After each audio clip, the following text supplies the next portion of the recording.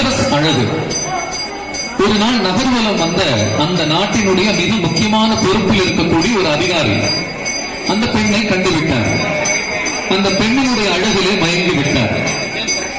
இந்த பெண்ணை எப்படியாவது அடைந்தே தீர வேண்டும் என்ற எண்ணம்.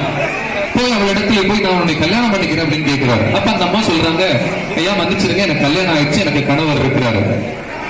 அந்த பெண்ணினுடைய அழகு அவனை எல்லை மீற செய்தது. கல்யாணம் ஆனா என்ன, அவரை விட்டுட்டு வந்துரு, நான் உன்னை கல்யாணம் பண்ணிக்கிறேன், நான் பெரிய அதிகாரி, எல்லா விதமான அதிகாரங்கள் இருக்கு, நான் எப்படியாவது உன்னை கல்யாணம் பண்ணுவேன். அந்த அம்மா உறுதியா இருந்தாங்க, இல்லை எனக்கு கணவர் உண்டு, என் கணவனே எனக்கு கண் கண்ட தெய்வம் என்று வாழ்கிறேன் நான் என்று பத்தினி தெய்வமாக பதிவிரதையாக சொன்னாள் அந்த பெண்.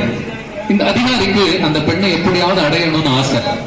தன்னிடத்தில் இருந்த அதிகாரத்தை துஷ்பிரயோகம் செய்து இந்த பதவியை என்னுடைய சுய லாபத்திற்காக, சுய தேவைக்காக நான் பயன்படுத்திக் கொள்ள மாட்டேன் என்று கடவுளின் ஆணையாக சாட்சி வைத்து அந்த பதவி ஏற்பார்கள். பெரிய பதவிகளில் இருப்போர் இவரிடத்தில் இருந்த குவிந்திருந்த அதிகாரம். அவர் என்ன செய்தார், அவன் உயிரோடு இருந்தால் தானே நீ அவன் இருக்கும் போது நீ கல்யாணம் பண்ண முடியாது.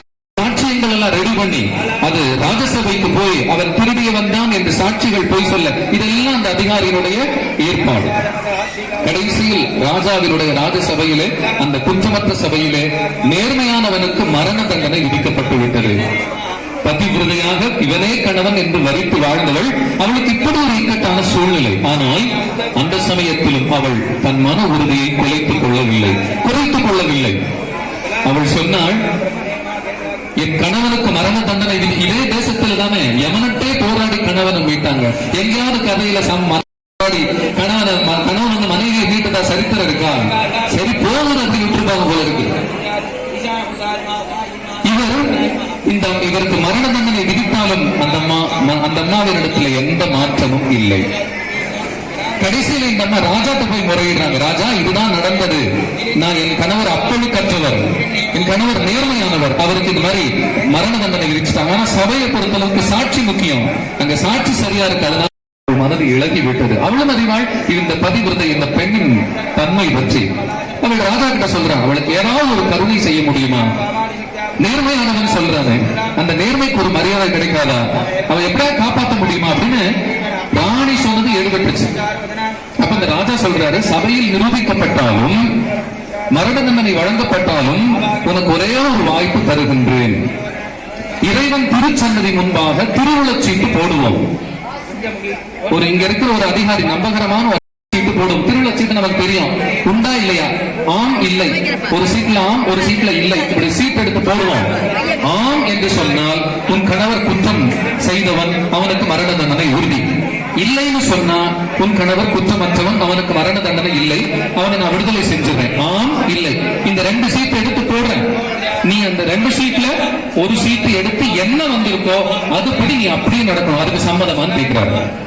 சோ இந்த அம்மாவுக்கு வந்து தெய்வத்தின் மீது அதீதமான நம்பிக்கை, எப்படியாவது என் கணவரை நான் காப்பாற்றி விடுவேன். சரி ராஜா, நீங்க சொன்னதை நான் ஏற்றுக்கிறேன்.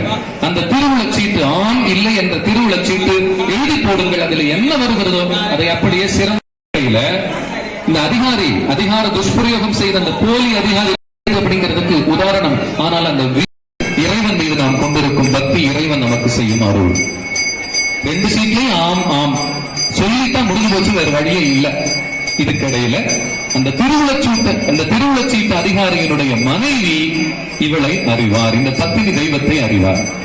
அவர் வந்து அந்த அம்மாட்ட சொல்றாரு, அம்மா நீ சொன்ன அதுல என்ன வருதோ ஏத்துக்கிறேன்னு சொன்ன, ஆனா அந்த அதிகார துஷ்பிரயோகம் பண்ணவர் என் வீட்டுக்காரையும் காசுக்கு வாங்கிட்டாரு, என்னால அதை மாற்ற முடியல, அதனால நீ என்ன செய்தியோ பழச்சுக்கோ, நீ என்ன செய்தியோ ஆண்டவன் வேண்டிக்கோ அப்படின்னு சொல்லிட்டாங்க. இப்ப இந்த இடத்துல ஒன்றை கவனிக்க வேண்டும், நான் உண்மையை சொன்னால் அந்த போலி அதிகாரிக்கு உடனே தண்டனை கிடைக்கும். ஆனா ஒருத்தி உதவி செஞ்சிருக்கா நமக்கு, அவ மங்கலத்தை நம்ம பறிச்சிடக்கூடாது, அவனுக்கு அவன் நமக்கு நல்லது செய்ய